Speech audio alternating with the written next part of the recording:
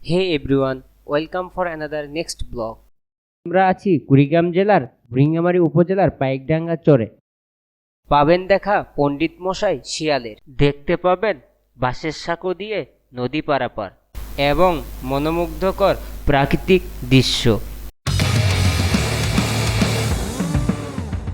আজ আমরা ঘোরাঘুরি করব পাইকডাঙ্গা চরের এপাড়া থেকে ওপাড়া, দেখব তাদের জীবনযাপনের বাস্তব চিত্র। রাস্তাগুলো অনেক প্রশস্ত, এখানের মানুষগুলো সাদা মনের, যা তাদের মুখের ফেস দেখলেই আন্দাজ করে বলে দেওয়া যায়। যদিও গাড়ি চালাতে সমস্যা হচ্ছিল, মজার বিষয় হচ্ছে বালুর রাস্তা দেখতে অনেক ভালোও লাগতেছিল। বেগুন চাষাবাদের জন্য এখানকার মানুষজন অস্থায়ীভাবে বাড়ি তৈরি করে থাকেন, আবার বেগুন চাষ শেষ হলে বাড়ি ভেঙে নিয়ে চলেও যান।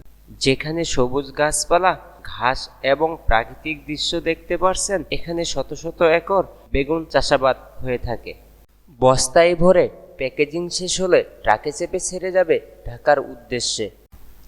পাকা রাস্তায় অপেক্ষাকৃত ট্রাকের নিকট বেগুনগুলো পৌঁছানোর জন্য ট্রান্সপোর্ট হিসেবে ব্যবহৃত হয়ে থাকে ঘোড়ার গাড়ি। চর থেকে পাইকারি ক্রেতারা 20 টাকা কেজি দরে বেগুন কিনে থাকেন, যা কিনা ঢাকাতে যেয়ে 80 থেকে 100 টাকা কেজি দরে বিক্রি হয়ে থাকে। ঘোড়ার গাড়ি চরাঞ্চলের মানুষের জীবন জীবিকা এবং ট্রান্সপোর্ট হিসেবে বহুকাল থেকে গুরুত্বপূর্ণ ভূমিকা পালন করে আসছে।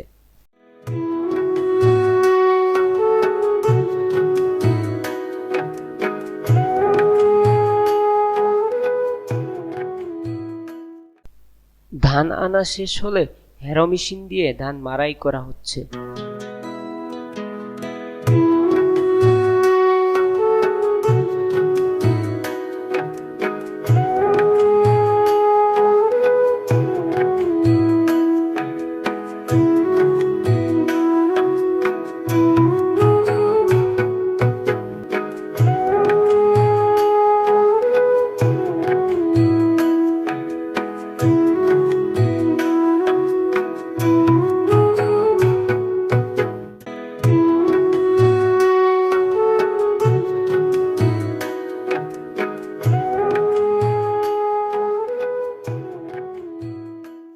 বছরের বেশিরভাগ সময় চরাঞ্চল পানিতে নিমজ্জিত থাকে।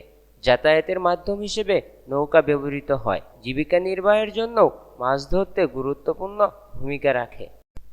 বন্যার পানি নেমে গেলে নৌকাগুলো অবসর সময় পার করে।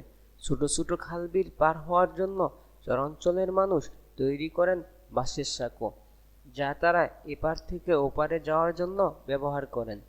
বাঁশের তৈরি সাঁকো চরাঞ্চলের মানুষের কাছে গুরুত্বপূর্ণ বিষয়গুলোর মধ্যে একটি। এখানে ব্রিজ কালপাট নেই বললেই চলে।